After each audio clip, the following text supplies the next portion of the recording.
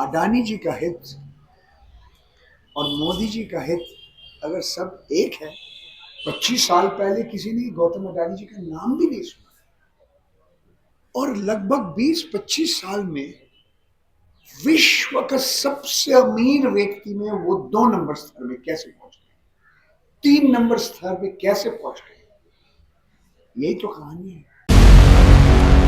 बहुत लोग कहते हैं ये गौतम अडानी कौन है, नया क्या है इसमें। भारतवर्ष का इतिहास में, विश्व के इतिहास में ऐसे हजारों उदाहरण आपको मिलेगा।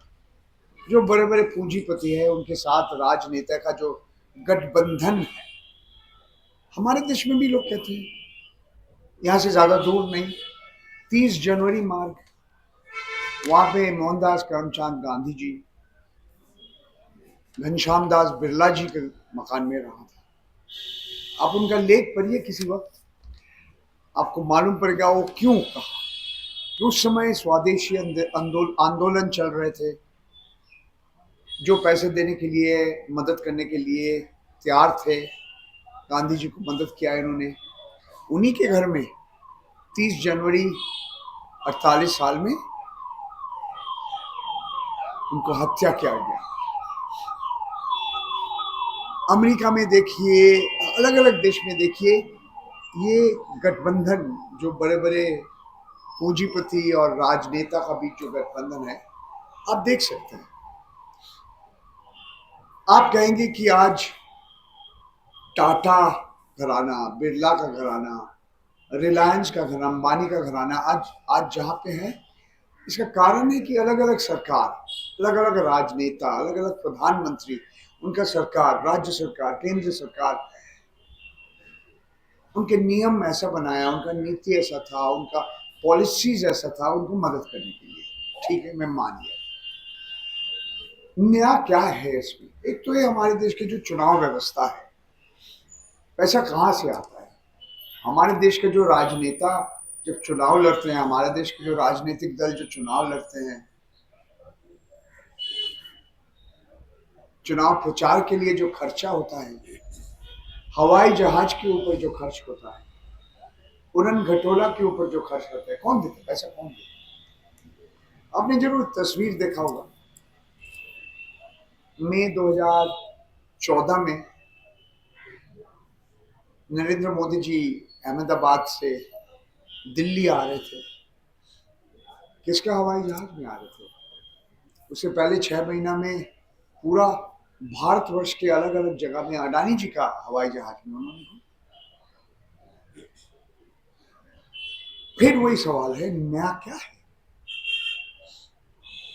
25 साल पहले किसी ने गौतम अडानी जी का नाम भी नहीं सुना। हाँ, मुंबई का झवेरी बाजार में जो हीरा का कारोबार होता है, डायमंड मर्चेंट, वहां पे एक छोटा सा उनका कारोबार था। गुजरात में उनका परिवार का एक प्लास्टिक बनाने का एक कारखाना था। और लगभग 20-25 साल में विश्व का सबसे अमीर व्यक्ति में वो 2 नंबर स्तर में कैसे पहुंच गए, 3 नंबर स्तर पे कैसे पहुंच गए, यही तो कहानी है। देखिए,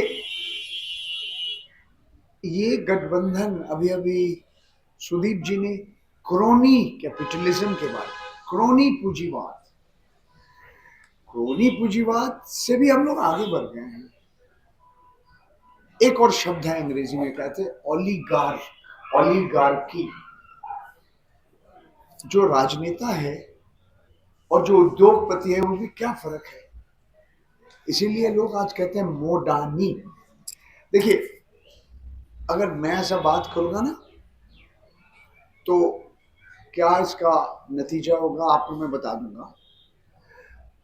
मैं अकेला भारतवर्ष का नागरिक हूं, मेरे खिलाफ 6 मानहानि का मुकदमा इस वक्त चल रहा है, 5 गुजरात में, 1 राजस्थान में। मैं अकेला पत्रकार हूं, मेरा नाम भी हिंडनबर्ग रिसर्च का जो 32,000 शब्द का जो रिपोर्ट आया था लगभग 1 साल पहले, 24 जनवरी 2023 में, उसमें भी मेरा नाम है। ऐसे सवाल, बहुत सारे सवाल है, मगर आज बहुत कम लोग का हिम्मत है बताना। राहुल गांधी को सवाल उठा था कि आप अडानी अडानी कर रहे हैं, आप ही का मुख्यमंत्री भूपेश बघेल जी, अशोक गहलोत जी, अशोक गहलोत जी और अडानी जी एक ही मंच पे बैठे थे। तो राहुल गांधी भी जवाब दिया कि अगर कोई उद्योगपति आके मुख्यमंत्री को बताते हैं कि आपके राज्य में मैं 60,000, 65,000, 50,000 करोड़ निवेश करूंगा, लाखों युवाओं को नौकरी मिलेगा, कि आप उनको ना कहेंगे? ठीक है, मान लिया। आपने देखा गहलोत जी और बघेल जी का तस्वीर आया था।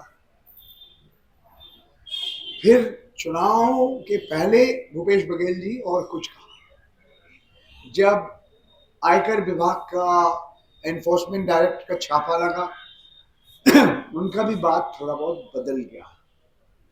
मगर अंग्रेजी में कहावत है ना, टू लिटिल टू लेट। ज्यादा कम और ज्यादा देर करके आपने कहा, तब तक तो कहानी बदल गया। और आपने देखा भारतीय जनता पार्टी का सरकार आ गया रायपुर में, और क्या हुआ। अगर एक मुख्यमंत्री या कोई सांसद हाउस के फ्लोर में खड़े होकर कुछ कहेंगे तो उसके ऊपर कुछ आप कार्रवाई नहीं कर पाए, मेरे ऊपर आप कार्रवाई करते। और अरविंद केजरीवाल दिल्ली का मुख्यमंत्री विधानसभा में खड़ा होकर कहा, मैंने नहीं कहा, उन्होंने कहा, अब यूट्यूब में देख लीजिए, कि ये पैसा तो अडानी जी का नहीं है, ये मोदी जी का पैसा है, ये कंपनी तो अडानी जी का नहीं है, तो मोदी जी का कंपनी है। मैंने नहीं कहा, उन्होंने कहा, बार बार कह दो।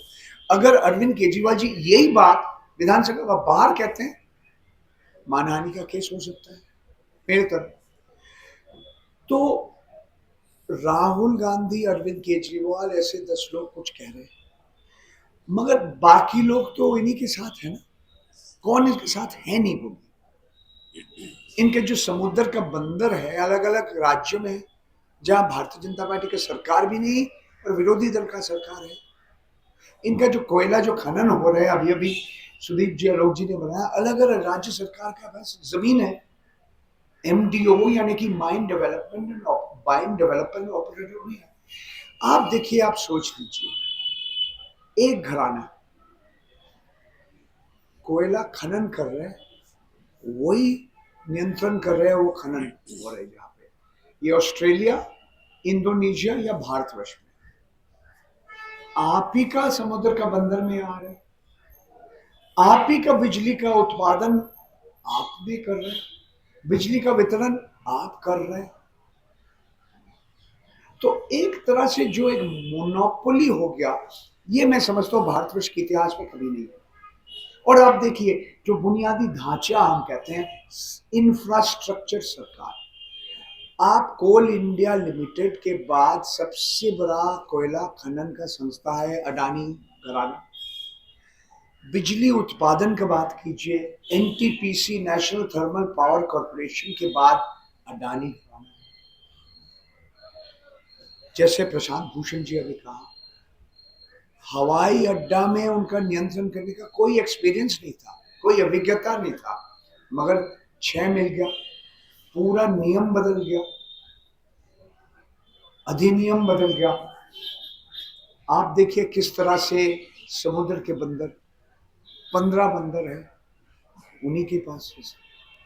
कहानी यहां खत्म नहीं होता है।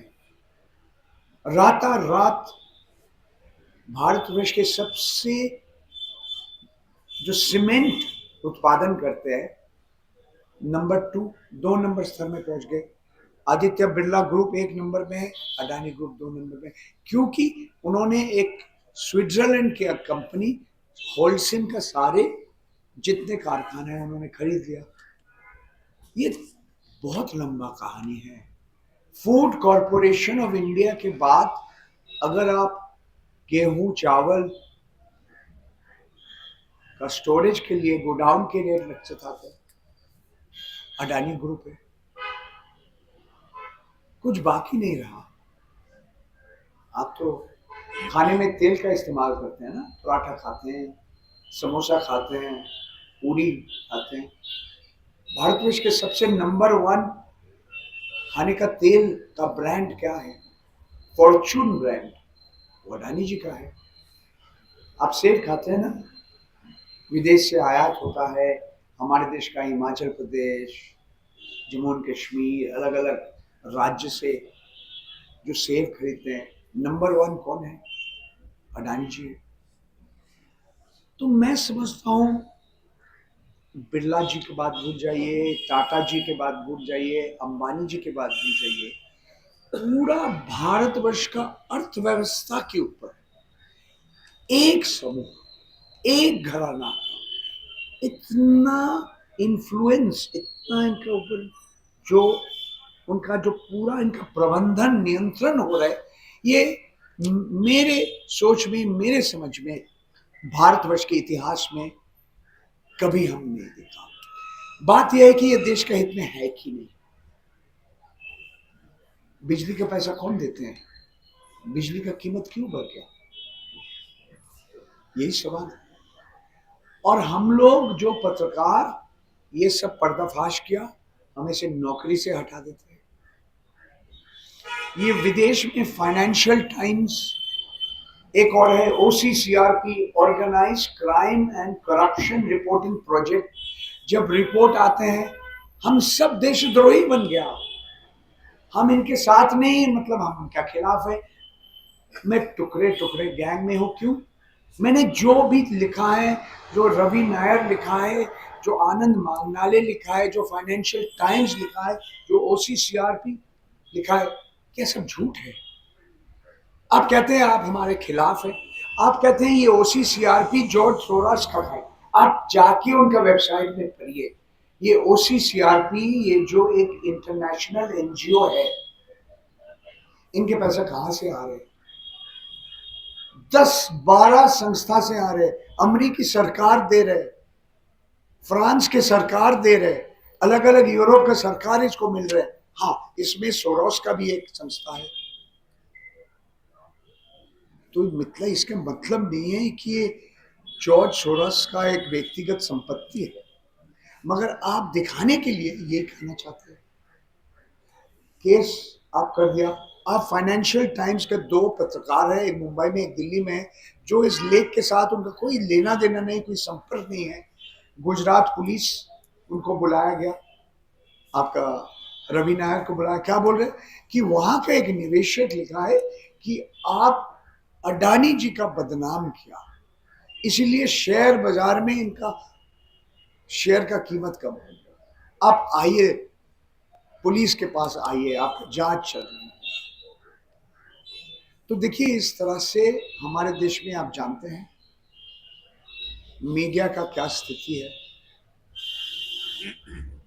ये हमारे देश का जो लोक माध्यम है ना, इसका बहुत बड़ा हिस्सा अडानी और अंबानी जी का है। हमारे मित्र हैं यहाँ पे जो एक समय NDTV में काम करते हैं, आप NDTV जाके देखिए ना। जो सच है, जो सत्य है, इसके ऊपर हमें लड़ना पड़ेगा। आपके सामने आप देख रहे हैं एक और बहुत बड़ा घोटाला मुंबई में, धारावी रीडेवलपमेंट प्रोजेक्ट। विश्व का इतना बड़ा एक इलाका, जो कहते हैं एशिया के सबसे बड़ा झुग्गी झोपड़ी इलाका है, जो बस्ती है, जो विश्व का सबसे बड़ा जगह है, 2.5 वर्ग किलोमीटर में लाखों लोग रहते हैं, उनका जीविका चला जाएगा। वो कह रहे कि हम हर धारावी का जो लोग रहते हैं, इनको हम करोड़पति बना देंगे। आपने वो फिल्म देखा होगा, कौन बनेगा करोड़पति। तो सारे कानून बदल गए, महाराष्ट्र सरकार भी बदल, वो जो कानून था सब बदल गया। उन्होंने बोला ये अनुमति तो MVA सरकार, जिस समय उद्धव ठाकरे, हाँ मान लिया, मगर कौन नियम बदला? नियम कैसे बदल गया? कानून कैसे बदल गया? देखिए, एक के बाद एक ऐसा चल रहा है।